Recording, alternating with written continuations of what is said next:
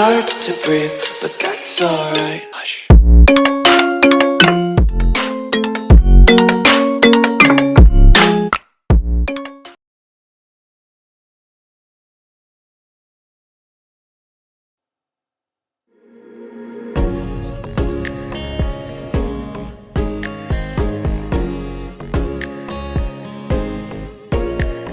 Ayan guys, sa kalumaan ng bahay ko, bumaksak na yung mga gamit ko. Oh.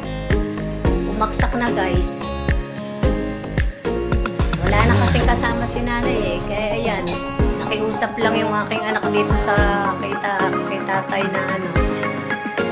Ayan o. Ang dami nabasag. Sus Mariosep na yan o.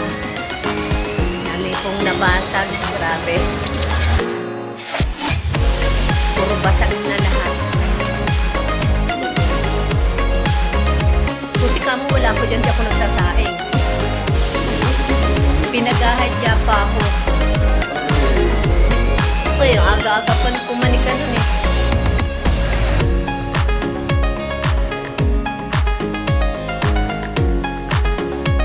Wala, ang dami nabasag. Yung mga talagang blender, mga ano, wala. Nabasag. Dami nabasag na gamit ko. Ay, kasi nangako. Yan ang nagawa. Pinakita lang sa inyo yung pangako na pako. Biro mo, 2 taon na yung pangakong yan. Ayan, bumaksak na. Sa September, baka 2 taon sa September.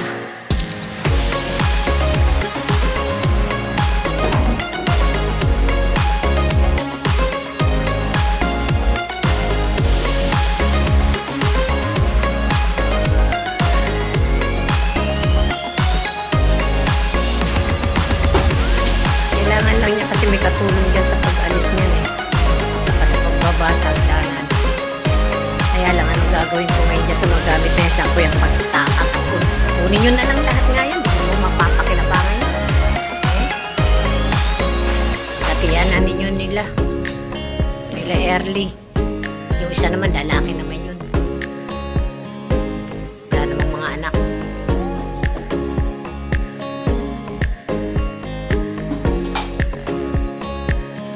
Lahat dito yung mga gamit ko niyan.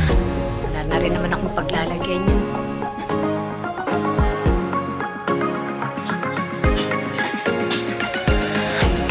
Nasag ng kanina.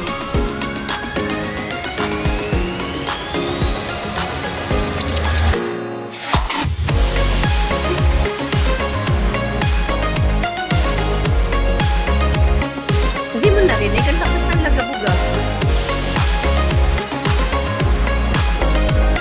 Takot ako nun eh. Bigla ko na, sus Mariosep. Kala ko kung may lindol na o ano eh. Posibleng bumagsak. Wala namang lindol. Nung may lindol, hindi bumabaksak. Talagang bumigay nga. Eh, wala na kasing ano si nanay. Kaya yan.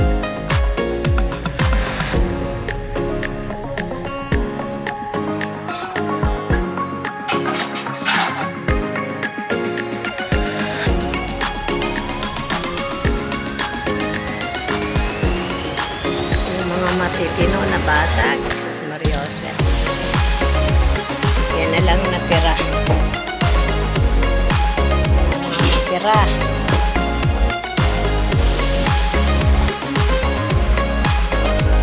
Nasag na rin yung mga takip ng rice cooker. Yung aanin pa yan.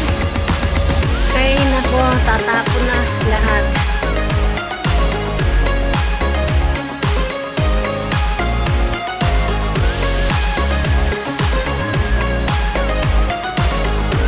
Ay, naman. May dala kayong martilyo, kuya? Wala akong martilyo na dito. Lahat ng gamit ng asawa ko, wala na rito.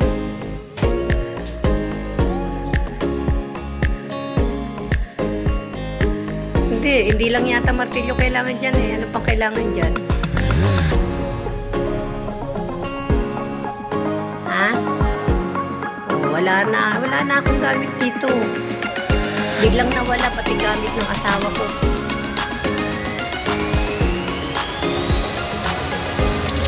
Parang nilindol ang bahay ko. Walastik na yan. Yan Yan ang sinasabi ko sa totoo lang, ang hirap mag-isa guys. Ang hirap.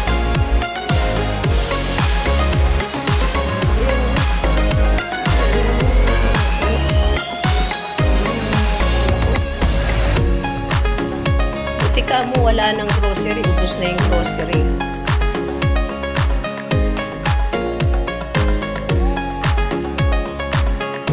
Ayun, baka gusto nyo linisin to unti-unti itong nakakala at i-segregate ninyo doon sa kwarto ni Erly, doon sa kama. Punasan nyo muna.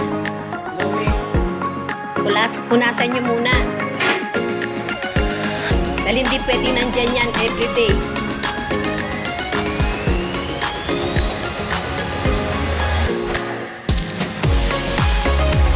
Wala na, hindi na maayos yan. Ano ba yung sinasabi mo? Alisin nyo muna itong nakakalat dito.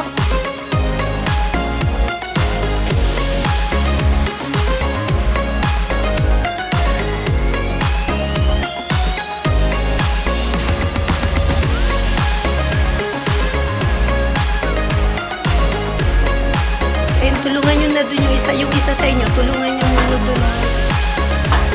Kailangan nyo may katulong, maghawak niyan.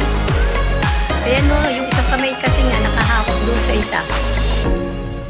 Kumuha ka ng pamunas, munasan mo muna yan bago mo ilagay sa kwarto. Yung mga importante, nabasag na yung iba dyan. Alisin nyo na sa karton at ilagay sa isang lalagyan, basag na yung mga iba.